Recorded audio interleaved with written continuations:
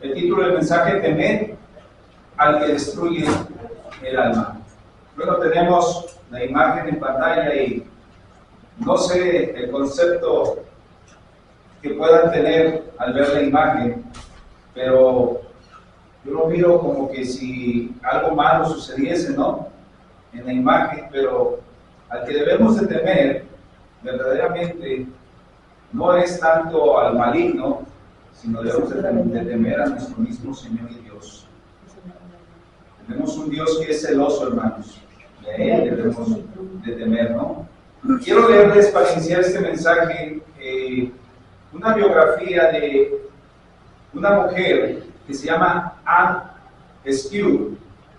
Ella fue casada con Thomas Kane, y algo curioso, fue casada a la edad más o menos como de 15 años con este varón, y el detalle es que este varón, Thomas Kane, había sido casada con su hermana, pero su hermana falleció. Entonces el papá la comprometió con su yerno a la edad de 15 años, y bueno, ella se casó con Thomas Kane, pero ella nació en el año 1521. Su biografía dice que ella leyó la Biblia en inglés cuando estaba prohibida, pero eso cambió su vida. El leer la palabra de Dios cambió su vida. Hace un momento se estaba orando y se decía que era necesario escudriñar las Escrituras. ¿Qué es lo que va a cambiar tu vida? No es que hayas aceptado solamente al Señor Jesucristo como tu Señor y Salvador. Lo que va a cambiar tu vida, porque la palabra es como si fuese el agua viva que también va limpiando nuestra persona, nuestro ser, es leyendo la palabra.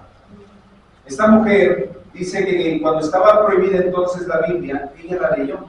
Eso hizo cambios en su vida, y por consecuencia dice que ella rechazó las tradiciones que contradecían a las Escrituras, como el negar la presencia real de Cristo en la Eucaristía, lo que nosotros ahora conocemos como la transubstanciación, el pensar o decir que en el vino o en la hostia verdaderamente está el cuerpo o la sangre de Cristo, ¿no?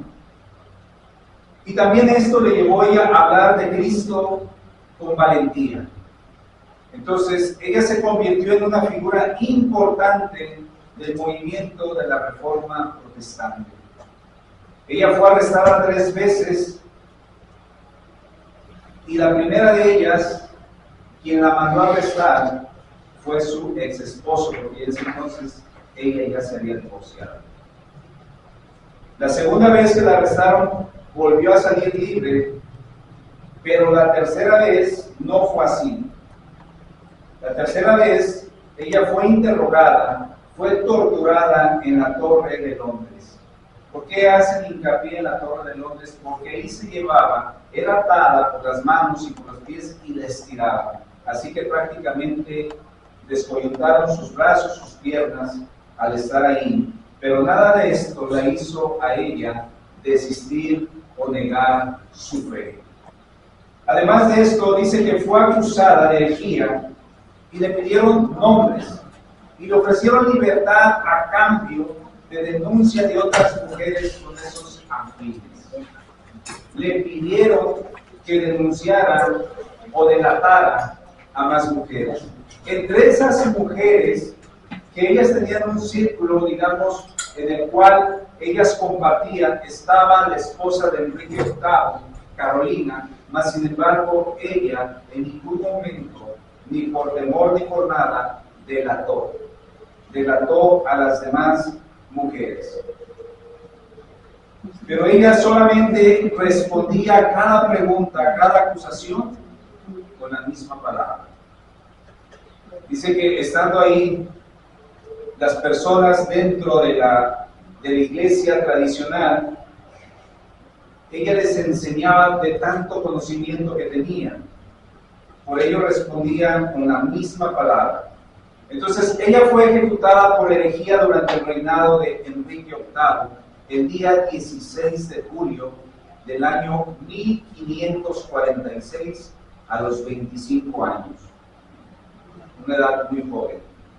25 años. Ella fue llevada en una silla porque no podía caminar. De la tortura que habían hecho en sí misma, en su cuerpo, ella ya no podía sostenerse. Así que fue llevada en una silla porque no podía caminar frente a una hoguera, pero estando ahí, ella dijo esto: no vengo aquí a negar a mi Señor y Maestro. No vengo aquí a negar a mi Señor y Maestro. Dice que maliciosamente, cuando ella estaba en la hoguera, incluso pusieron alrededor de ella para poder avivar aún el fuego y que se consumiese más pronto. Mas sin embargo, ella se mantuvo ahí firme.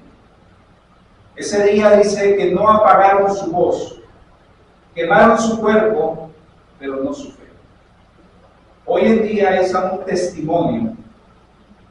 Y se dice que siguen encendiendo corazones que creen en la verdad de Cristo por encima del miedo.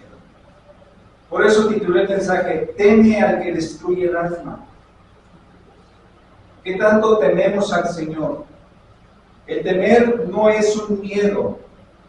El temer es ser reverente delante del Señor. El ser reverente, donde tú te encuentres, vas a manifestar en tu vida de que eres un verdadero hijo de Dios. No porque estás en un lugar donde no te conocen, te vas a comportar como los demás. Necesitamos ser íntegros delante del Señor.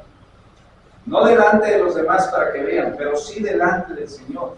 Pero por testimonio, nuestra manera de conducirnos va a impactar, o debe de impactar, la vida de los demás. ¿Qué es lo que propongo en este mensaje? ¿Qué es lo que quiero que llegue a tu corazón, que llegue a tu mente? Que no debes de tener temor por predicar y por vivir íntegro delante de Dios. No debemos de tener temor. Esta mujer, si ustedes se dan la tarea de buscar su biografía, se darán cuenta que ella predicaba, compartía el mensaje. En ningún momento se retractó, en ningún momento dejó el conocimiento amplio que adquirió del Señor a través del Espíritu Santo para sí misma, sino al contrario, compartió el mensaje. Entonces, para nosotros debemos de mantenernos sin temor por predicar y por vivir íntegros delante de Dios. Aún en ello, vaya nuestra integridad como persona. ¿Qué es la integridad de nuestra persona? Aún así está en riesgo en nuestra vida, no debemos de renunciar la fe que tenemos en el Señor. ¿Qué nos dice 2 Timoteo 1:7? Porque no nos ha dado Dios espíritu de cobardía, sino de poder, de amor y de dominio propio. Que esto sea una realidad legítima en nuestra vida. Entonces, el título del mensaje dice: temed al que destruye el alma. ¿Y a quién se refiere como quien debemos temer? Al Señor. Hay que temerlo. Hay que temerle a Él, hay que mantenernos firmes. Y para ello vamos a mirar únicamente 2 puntos del mensaje. El primero de ellos: no temer al que mata el cuerpo. Inicio este mensaje haciéndote esta pregunta: ¿hasta dónde estarías dispuesto a sostener tu fe? ¿Hasta dónde? Es fácil ser un cristiano cuando estás conviviendo con los de tu mismo sentir, los de tu misma fe. Hace un momento leíamos esa lectura de Efesios capítulo 4, donde nos habla de una unidad de un cuerpo. Es fácil mantener nuestra fe aquí entre nosotros, pero ¿qué afuera? ¿Pero qué donde tu vida está en riesgo? ¿Qué ahí? Ahí sería fácil sostener tu fe.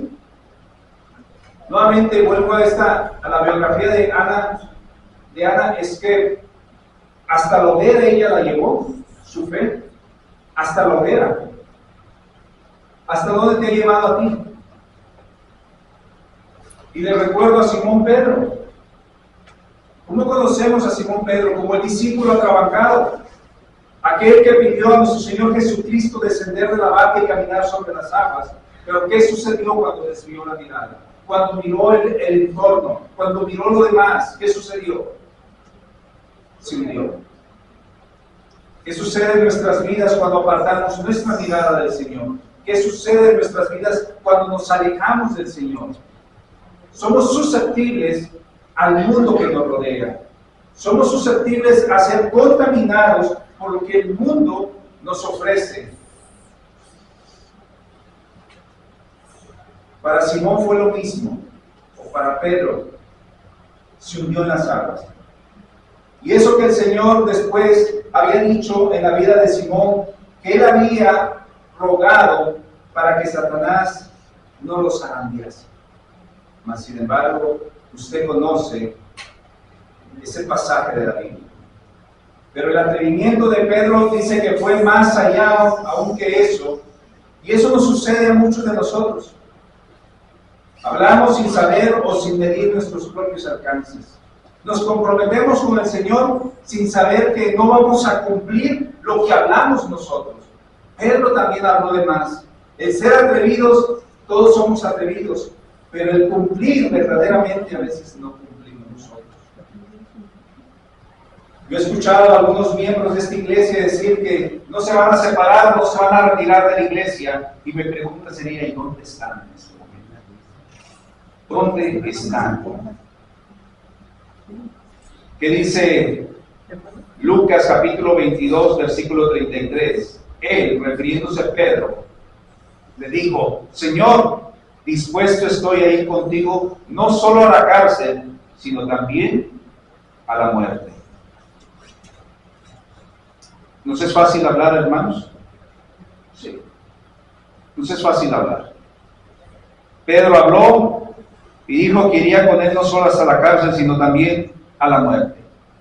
Pero Jesús le confirmó al Pedro que no es lo que él dice. Versículo 34 en Lucas 22. Y él le dijo, Pedro, te digo que el gallo no cantará hoy antes que tú niegues 3 veces que me conoces. Dijo que él iba no solamente a la cárcel, sino a la muerte. Pero cuando estaba comprometida la situación, ¿qué hizo? Lo dejó. ¿Hasta dónde estás dispuesto a ir, hermano, hermana, por el Señor? Pedro le dijo que no solamente hasta la cárcel, sino hasta la muerte, y terminó negando. Por ello Jesús les advierte a sus discípulos que llevar el Evangelio no es una tarea fácil, y tampoco para los débiles. ¿Cuántas veces has compartido tu fe? ¿Cuántas veces has compartido el mensaje de salvación? Hay que atrevernos a decir si lo hicimos en esta semana. ¿Lo hicimos o nos quedamos callados? Entonces esto requiere de fortaleza, se requiere llevar a cabo la tarea difícil y no es para los débiles, sino hasta el grado, dice, de muerte. Hasta el grado de muerte. Como lo dice en Mateo capítulo 10, versículo 28, la primera parte dice, y no temáis a los que matan el cuerpo. No temáis a los que matan el cuerpo. Ante esta advertencia, nadie va a la guerra sin un fusil, sino conscientemente de los alcances y las consecuencias. Ante esta observación de este pasaje de Mateo 10, 28, tú y yo sabemos cuáles son los alcances y cuáles son las consecuencias. A lo mejor vivimos en un pueblo todavía muy tranquilo, donde nadie se mete con nosotros, pero ¿qué sucede en otros lugares? Incluso en el interior del país, en la parte sureste del país. ¿Cómo está navegando ya la gente? Y nosotros, ¿qué estamos haciendo? Escuche cómo nos compara el Señor para ir a que nosotros compartamos, pero que también tengamos esa sagacidad que debemos de tener. Nos compara con 2 conceptos muy importantes. Mateo 10, 16. He aquí yo os envío como ovejas en medio de lobos. Por eso no es para débiles. Esto no es para débiles, hermanos. Es para aquellos que incluso han menospreciado su propia vida. He aquí, yo los envío como ovejas en medio de lobos, pero también nos dice, sé pues prudentes como serpientes y sencillos como palomas. Sé que estamos viviendo tiempos difíciles, no de ahora, hermanos, no de ahora son esos tiempos difíciles. ¿Desde cuándo se vieron esos tiempos difíciles? Desde el momento en que el Señor Jesús ascendió al cielo y dejó la gran comisión de ir y hacer discípulos. Pero esto es para aquellos que están comprometidos con el mandato. Ir y hacer discípulos. Juan 17:18 dice, como tú me enviaste al mundo, está hablando Jesús, así yo los he enviado al mundo. La tarea que vino a desempeñar nuestro Señor Jesucristo no fue fácil, fue de renuncia a sí mismo. La palabra nos dice que Él despojó, renunció a todo. De la misma manera, mis hermanos, nosotros estamos aquí no solamente para disfrutar de este mundo, ni de sus placeres. Estamos aquí con una encomienda, pero quizá a lo mejor no es para todos.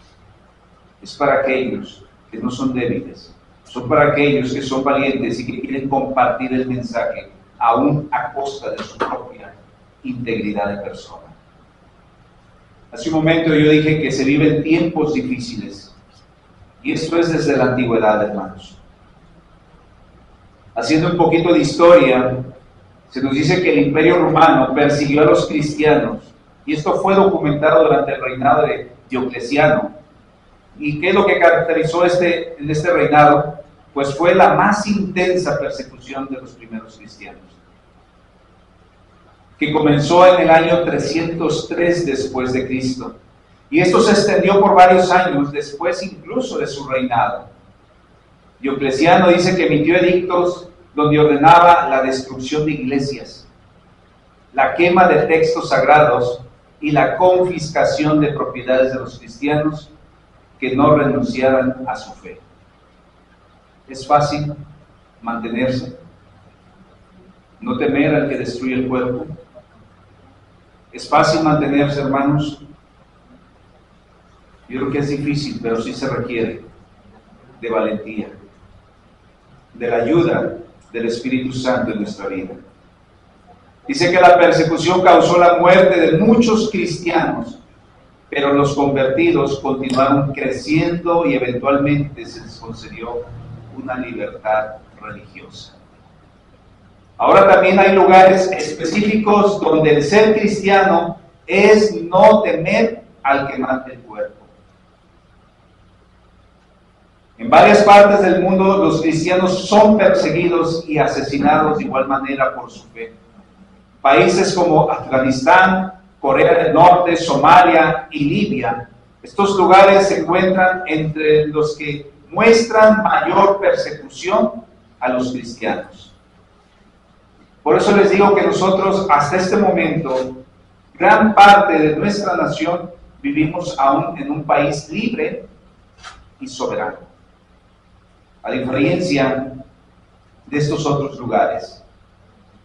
En algunas regiones les acusan de blasfemias, desencadenan violencia contra la minoría cristiana, como en Pakistán también hay informes de persecución y ataques contra cristianos. En Siria es lo mismo, y en países con regímenes de autoritarismo, hermanos.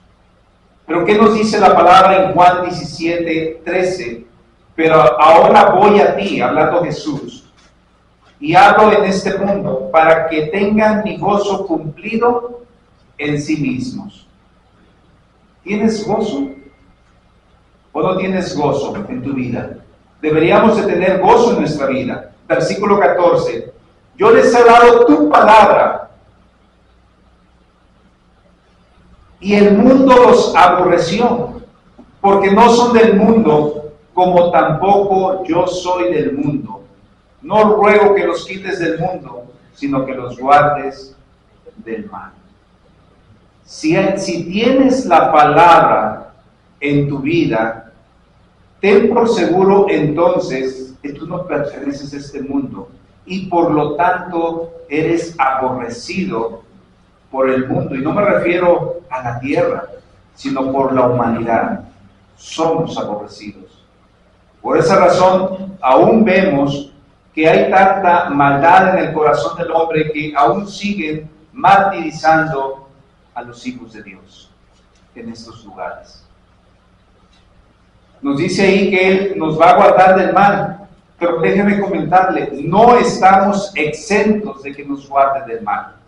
No estamos exentos. No estamos exentos de ser librados de peligros. Tampoco estamos exentos de ser librados de enfermedad, de aflicciones, de tribulaciones, de enemistades, de problemas o de necesidades. No. Todo eso puede pasar en nuestras vidas. No estamos exentos de decir, soy un hijo de Dios, no debe de venir esto a mi vida. Sino lo contrario, debemos estar preparados. Vemos cómo navegaron sus discípulos, cómo a través de la historia aquellos que han servido no negaron su fe aún en riesgo de muerte. Así que si usted ha pasado por situaciones críticas en su vida, que esto no le desanime, no le cause en ningún momento inquietud de decir yo necesito abandonar mi fe. Les comparto la cita de Daniel capítulo 3, versículo 17. Escuche lo que le sucedió a estos 3 compañeros de Daniel. Dice, he aquí, nuestro Dios a quien servimos puede librarnos del horno de fuego ardiendo, puede librarnos. Pero sigue diciendo, y de tu mano, oh rey, nos librará.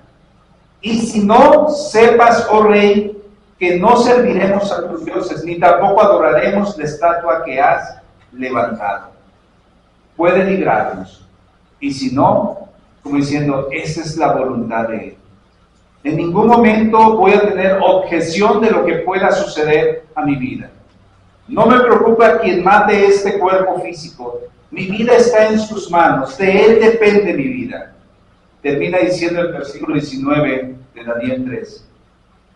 Entonces Nabucodonosor se llenó de ira y se demudó el aspecto de su rostro contra Sadrach, Mesach y Abed-nego, y ordenó que el horno se calentase 7 veces más de lo acostumbrado. La respuesta, con esa confianza y seguridad que dieron estos jóvenes, hicieron que el semblante le cambiara, pero en molestia.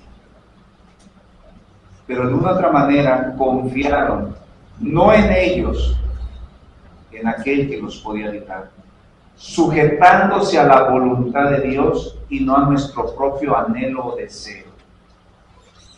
Esto entonces me lleva a mi segundo punto. El alma es perenne, o en otras palabras, el alma es eterna. ¿Cuánta gente no ha muerto por Jesús? ¿Cuánta gente no ha muerto por su fe? Ha muerto por el Evangelio. Pero también, ¿cuántos han muerto en rebeldía? ¿Cuántos han muerto en pecado y en desobediencia? Y a veces nosotros decimos, bueno, ya se murió. Pero sentimos algo por esa gente que se está yendo sin Cristo.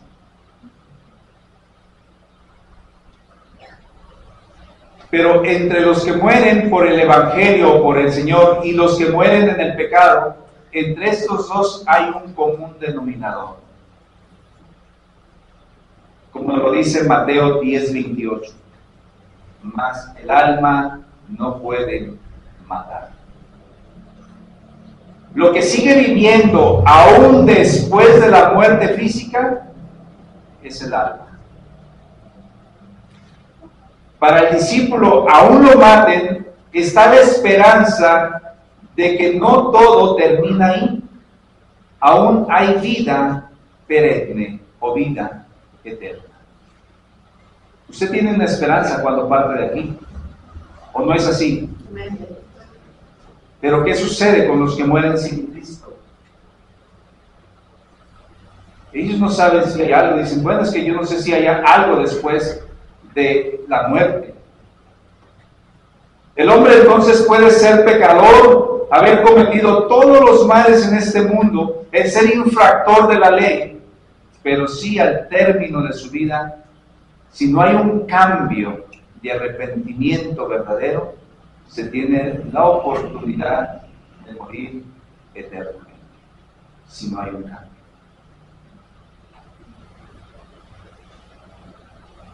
El caso que les voy a platicar, para que pueda ilustrarles yo esto, es sobre el ladrón que estuvo colgado al lado de la cruz de Jesús. El que estuviese ahí colgado al lado de la cruz quiere decir que había cometido algo terrible.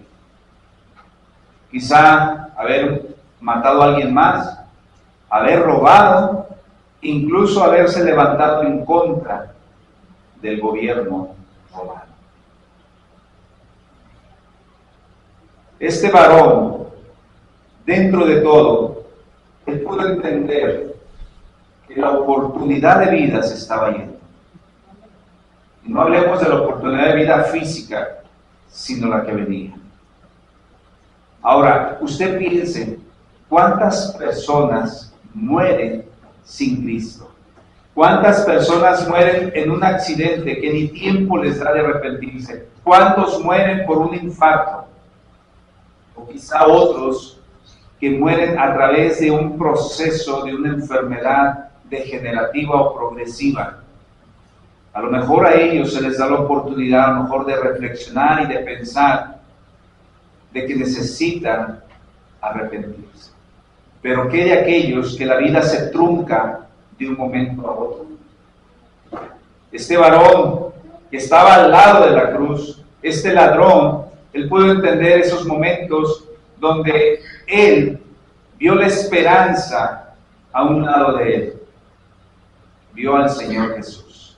Dice Lucas 23:42, y dijo a Jesús, acuérdate de mí cuando vengas en tu reino. Acuérdate.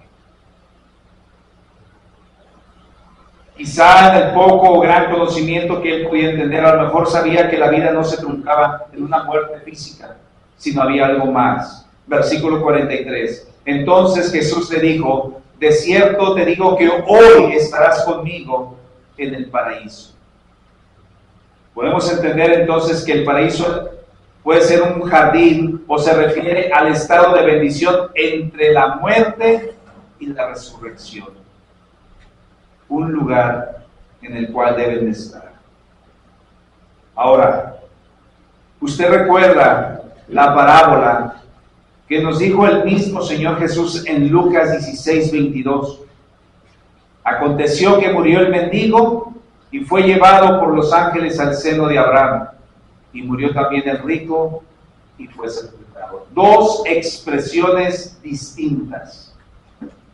El mendigo fue llevado por los ángeles al seno de Abraham, que podemos entender que es un lugar de descanso. Pero murió también el rico y dice, fue sepultado. Dos lugares distintos donde van las almas después de la muerte. Tanto los justos como los injustos, en lo que esperan la resurrección. Pero donde el alma eterna aún tiene sensaciones, hermano. Nada de decir, estamos muertos, ahorita no pasa nada, no. El alma aún tiene sensaciones. Dice el versículo 23, y en el Hades alzó sus ojos, estando en tormentos. ¿Quién fue el que alzó sus ojos? El rico. Y vio de lejos a Abraham y a Lázaro en su seno, o sea, en el lugar de descanso. Dos lugares diferentes. El rico padeciendo, navegando ahí su alma, pero el pobre, Lázaro, el mendigo, en un lugar de descanso. Por eso titulé el segundo punto, hermanos, que hace un momento yo solo decía, el alma es eterna. No pensemos que no va a haber sensación, no va a haber dolor, no va a haber un sentir, no, sí lo hay. El hombre más rico y sabio de toda la tierra, llamado Salomón, que rehusó pedirle a Dios riqueza sino sabiduría, y que nada de lo que él deseó se privó, pero que comprendió que todo ello solo fue vanidad. Él también escribió los 3000 proverbios, el libro de Cantares y Eclesiastés. Pero él se refirió de esta manera a la muerte física y a la vida eterna. ¿Cómo se refirió Salomón en Eclesiastés 12:7? Y el polvo vuelve a la tierra como era, y el espíritu vuelve a Dios que lo dio. Ahora, otro de los que fue llevado preso y cautivo por Nabucodonosor, rey de Babilonia, cuando Jerusalén fue conquistada, él aún siendo joven, tenía 17 años, y junto con otros jóvenes hebreos, fue llevado a la corte real para ser educado y servir al rey, quien se destacó por su sabiduría e integridad. Me refiero a Daniel.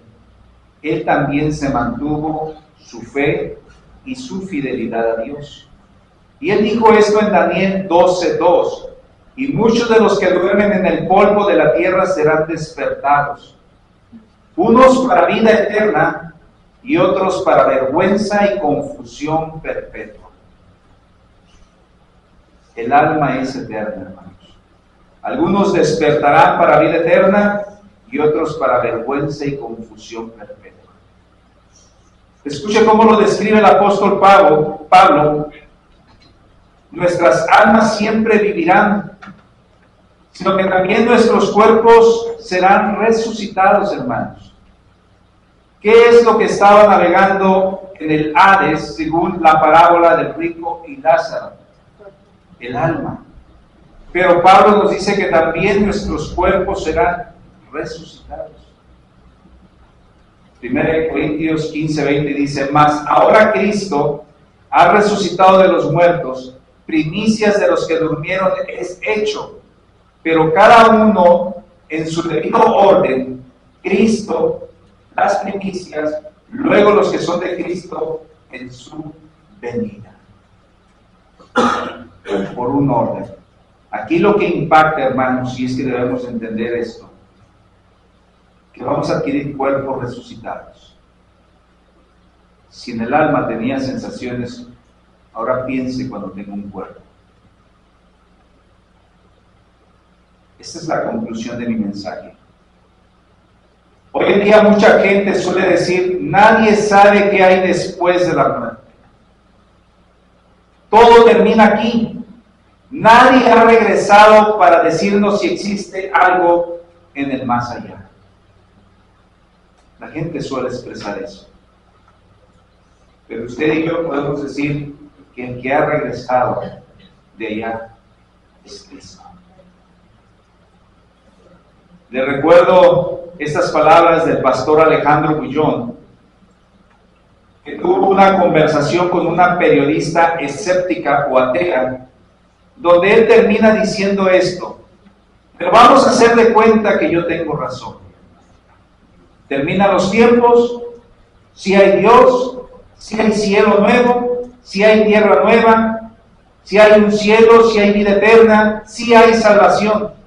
¿Qué perdiste tú?, le dice Alejandro Bullón a la periodista. Todo. Entonces, hasta por lógica, es mejor creer en Dios. Entonces aquí se cumple lo que dice la última parte del pasaje de Mateo 10:28. Temed más bien a aquel que puede destruir el alma y el cuerpo en el infierno. ¿Quién es el que puede destruir el alma y el cuerpo en el infierno? ¿Quién es? Dios. Dios. Dios, hermanos. La humanidad entonces justifica, no sé si con un conocimiento o con ignorancia, pero muchos han dicho, ¿Cómo un Dios de amor nos va a mandar al infierno? ¿Cómo un Dios de amor nos va a mandar al infierno? Él no te manda al infierno, lo haces tú mismo. La decisión de aceptar a Cristo es en vida, hermanos. Después de muerto no hay nada que hacer. No hay absolutamente nada que hacer.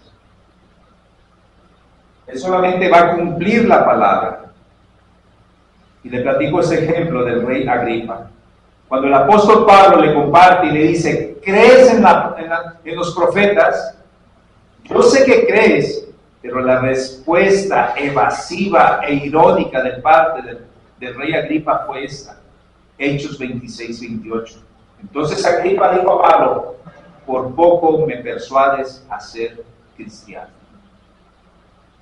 Hay muchos que estamos así dentro de las iglesias, sentados en la iglesia, que pensamos que porque estamos aquí somos cristianos, pero a lo mejor somos como Agripa, por poco me persuades a ser cristiano. A lo que responde Pablo, y que ha compartido alguna vez usted, no sé, y ha recibido ese tipo de experiencias o respuestas evasivas. Pero escuche cómo dijo Pablo, versículo 29. Y Pablo dijo, quisiera Dios que por poco o por mucho, no solamente tú, sino también todos los que hoy me oyen, y fueseis hechos tal cual yo soy, está diciendo Pablo. ¿Cómo era Pablo? Salvo, libre, perdonado, teniendo vida eterna. Eso es lo que estaba diciendo Pablo. Pero dice Pablo, excepto estas cadenas. ¿Por qué terminó diciendo Pablo esa expresión? Excepto estas cadenas. Pablo estaba preso, encadenado, pero él se sentía salvo, libre, perdonado y con vida eterna. Lo único que lo tenía ahí eran las cadenas. Hermanos, no es Dios quien te manda a ese lugar del infierno o a la muerte segunda. Es tu decisión personal. Usted recuerda en los tiempos de Noé, ellos tuvieron 120 años para volverse a Dios. Sin embargo, al término de la construcción de la barca, se vino el diluvio y la gente que quedó afuera murió. Esta barca representa a Cristo, que fue el medio de salvación. Y para nosotros en el Nuevo Testamento, Jesús se dio en sacrificio en la cruz como medio de salvación. Por ello, la idea de un juicio final y la existencia del infierno y un lugar de castigo eterno, esto es verídico. Y debes de temer a Dios, quien es el que te va a mandar ahí, pero por decisión tuya, no por decisión de Él. Apocalipsis 20:14 dice, y la muerte y el Hades fueron lanzados al lago de fuego. Esta es la muerte segunda, y el que no se halló escrito en el libro de la vida fue lanzado al lago de fuego. No temamos entonces, hermanos, a que mate el cuerpo. El alma es eterna. Así que temamos a aquel que nos enviará allá. Temamos. Vamos a orar para cerrar este mensaje. Padre Dios, te doy gracias por tu palabra. Gracias, Señor, porque compartir tu mensaje no es tarea fácil en un mundo caído, pero sé que solamente, Señor, los valientes arrebatarán tu reino, Señor. Ayúdanos, Señor, a mantenernos firmes, que nuestra decisión que hicimos algún día cada quien en lo personal se mantenga firme, Señor, no por nuestras fuerzas, sino por la ayuda de tu Hijo Cristo Jesús. Perseverar, Señor, en este camino de la vida eterna, el mantenernos firmes, Señor, aun cuando vengan aquellas situaciones difíciles en nuestra vida, mantenernos viendo, Señor, como dijo Moisés, al invisible. Mantenernos en esa fe, Señor, que solamente puede ser arraigada en Cristo Jesús. En estos tiempos, Señor, necesitamos ser dirigidos por medio de tu Espíritu Santo, Señor, en nuestra vida, para que nos pueda convencer de pecado y de juicio cada vez que fallemos, Señor, y podamos reconciliarnos contigo a través de la confesión de nuestros pecados, Padre. Sabemos que tenemos a un Dios fiel y justo que perdona nuestros pecados. Gracias, Señor, porque tu Hijo Cristo Jesús vino a este mundo a entregar su vida y Él es el medio de salvación para llegar al Padre. En el nombre de Jesús, doy gracias. Amén. Dios les siga bendiciendo.